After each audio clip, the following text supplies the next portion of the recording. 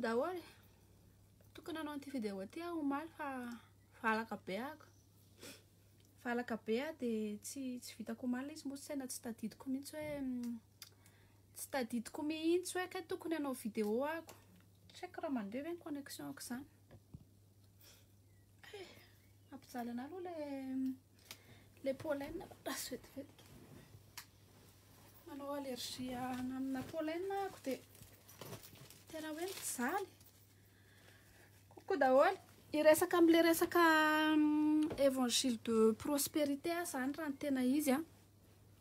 Be dia be ny zavatra tiako tenenina momba an'io fa le manao montage na vidéo kamo be anao an'le montage na vidéo. Kamo be koa anao vidéo tena hoe anona fa zay rovako azy live eto. Ka aloha fa mpijaly be.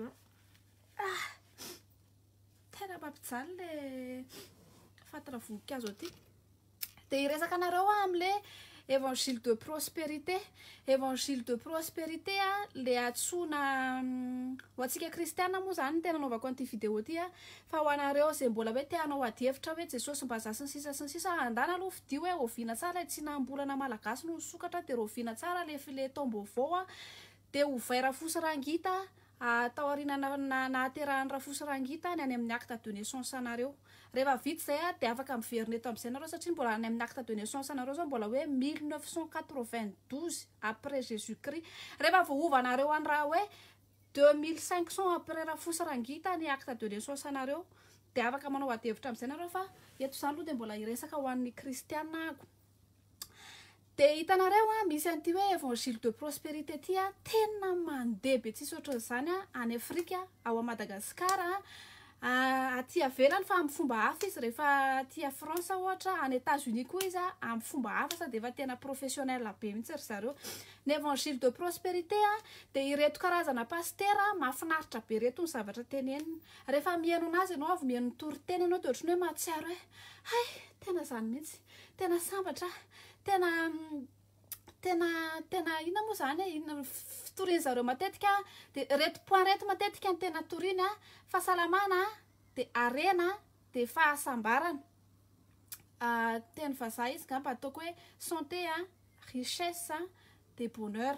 Reo ny tena toriany zareo ary mahafinaritra be mihaino anazy. Ry zareo tsy hitory aminao zany mihitsy hoe mialamy fahotana tsy hitory aminao zany mihitsy izy hoe mitody amina mitory izy fa kely zavatra kely bitany kely eny amin'ny faraparany eny izy nitoriana hoe miomana amin'ny fiavian'ny tompo zavatra tsy hitory aminao mihitsy izy hoe mila omanina amin'ny mandrakizay fa ny zavatra tena mahaliana anazy dia resaka hoe arena fahasalamana dia fahasambarana eto amin'ity tany fandalovana ity.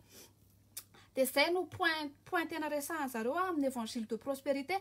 Dia ry zareo manana misy farak'izay radical ka hatrany amina évangile tena hoe tsy tena hoe somary radical fa hitanareo ohatrany hoe sarotsaroana le izy dia tsy fantatrao fa misy zany tonga dia le mitenanao mihitsy hoe raha te hanan-karena ianao dia makanesa aty aminay, raha te ho salama ianao dia maka aty aminay, raha ohatra ka hoe tsy te ho voan'ny AVC maka aty aminay ianao. Fa misy indray izy tena hoe zavatra kely titany kely tsy hitanao tena ohatran'izay izy fa amina tsy tena ilay miogaoga be ohatra ireny izy fa rehefa tena mihaino toriteny ianao dia heninao ilay izy hoe ohatran'ny zavatra tsy normal na zavatra teneny izany.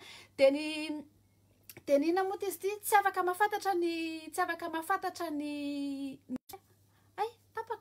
tsy afaka mijery ho fahasamafan'ny évangile de prospérité amin'ny tena évangile tsika rehefa tsy mamaky baiboly satria tsy afaka mitentsika hoe tia ara-baiboly dia tia tsy ara-baiboly rehefa tsy mamaky baiboly tsika. Rehefa ohatra hoe mihaino fotsiny tsika fa tsy mampitaha amin'ny voalazan'ny baiboly hoe tena zany marina ve no tena zany marina ve dia sarotra be no hitenenantsika hoe faux évangile zay.